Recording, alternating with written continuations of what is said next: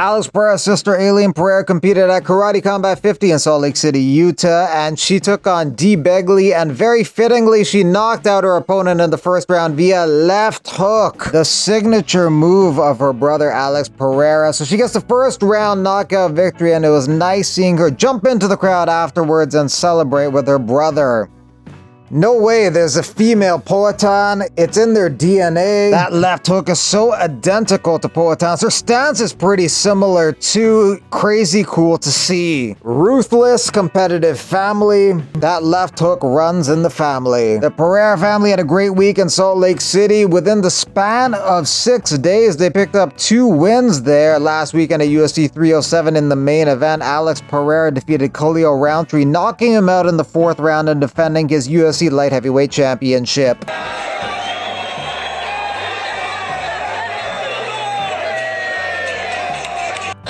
boys and girls on this card are fighting for their life, for their facial features. This game is wild. Welcome to BKFC. You're in for a treat, that's all.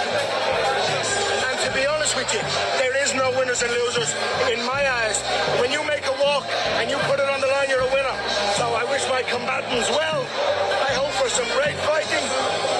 And may the best man and woman win. And that's it. Yes, yes, yes. Bring it on, baby. Take off the gloves and fight. For missing weight, Jared Gooden forfeits 20% of his purse to his opponent, as did Dan Argueta for missing weight. Josh Fremd missed weight by 3 pounds, and his fight with Abdul Razak Al Hassan got cancelled. I was taken to the hospital after weigh-ins, Josh Fremd says. Massive apology to my opponent, the UFC, and my team. A lot of work and time was put into this camp, and I am heartbroken. And he adds, I will bounce back from this. Official poster for UFC Fight Night Macau, November 23rd, headlined by Jan vs. Figueiredo. Co-main event, Jan vs. Ricci. The November 8th One Championship card has 4 title fights on it. You got Heavyweight MMA Championship, and then the Flyweight Muay Thai World Championship, Lightweight MMA title fight, as well as a Strawweight Kickboxing title fight. That's at the Lumpini Stadium in Bangkok, Thailand. Yo, Rotang, what up, buddy? Just want to wish you all the best in your next fight, defending your championship. You're a warrior, mate. You're an inspiration. Cannot wait to watch it. Go get it, son. Corey Sandhagen says he's willing to wait till June to fight O'Malley. Hopefully they can get that fight done sooner than later. It is the fight that makes sense. Murad fights Umar, Jan fights Figueiredo, and O'Malley fights Sandhagen. We're a couple weeks out from Khamzat Chimaev versus Robert Whittaker. Knock on wood, Khamzat's fit to fight and he doesn't have any health problems, because last couple years his body has not been cooperating with him, which is a stark contrast from when he started his UFC career, where he had 3 fights in 2 months. This is going to be his 3rd fight in 2 years. Maybe he burned too bright, too fast, and burnt out, or maybe the best version of himself is yet to come, and he has the greatest performance of his life in this fight and becomes the undeniable #1 contender in the middleweight division. But I may go with Robert Whittaker as an underdog pick. If he can survive that hellacious first round that Khamzat brings, I think he can pull off a decision. Who do you think wins, and by what method? Let me know in the comments. Submission of the week, gonna go with this jumping triangle armbar in Karate Combat Pit Submission Series 8, executed by Daniel Sattler. That sloped fighting surface is a unique place for combat, which allows for a lot of creativity to be displayed in competition. Daniel Lacerda wins via armbar in his first fight post-UFC. The assumption is these 2 guys are fighting next, as they simultaneously posted about how they have fight contracts signed. Through process of elimination, they're probably fighting each other. I might go with Jamal Hill just because Prochazka does like to get hit in the face a lot. He's comfortable just blocking punches with his face and just using that samurai spirit to push through that storm and come up with the victory. To his credit, it's worked with pretty much everyone other than Alex Pereira, and Jamal Hill's run through pretty much everyone except Alex Pereira. I'll go with Jamal Hill to win this one. What's your pick? Let me know in the comments. There's going to be 12 fights on the Eagle FC card on November 9th. It's the return of Eagle FC 55. Alice Ardelian versus Melissa Martinez next weekend at the UFC Apex. That's UFC Apex 99. That card is headlined by Anthony Hernandez versus Michelle Pereira. Hernandez is a slight favorite in that fight. I guess odds makers expect him to eventually get the fight to the ground and get the submission.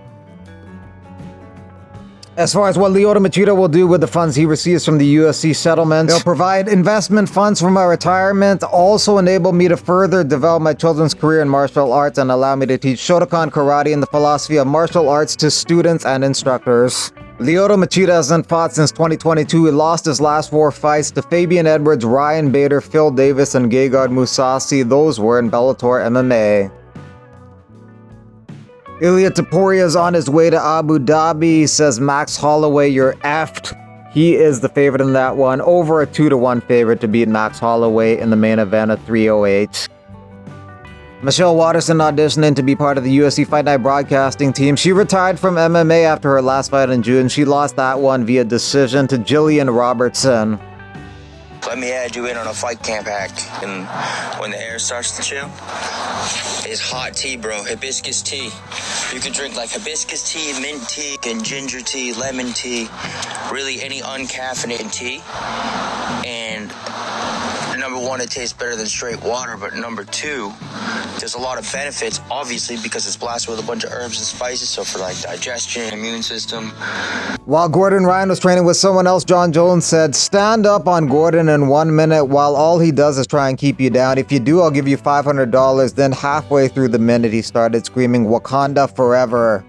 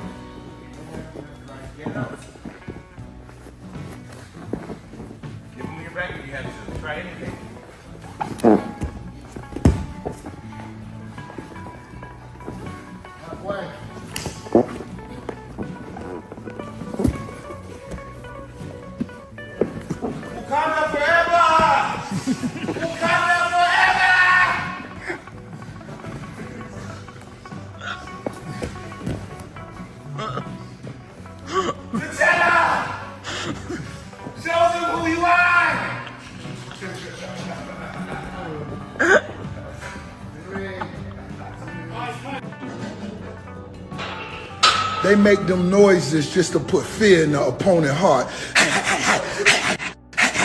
All that breathing shit. They want you to think they punching so fast, like Bruce Lee. That ain't nothing. That's a nigga making that noise with his mouth. And if you fall for it, that's you. I'ma eat it. I love you. I love you beyond all limit. With all my strength, with all my heart, I love you. Through the fire. Explode to gun, double right, flip zebra, scat left, wide drag, X hook, F trail, alert 52, sprint draw easy on 2, ready, break.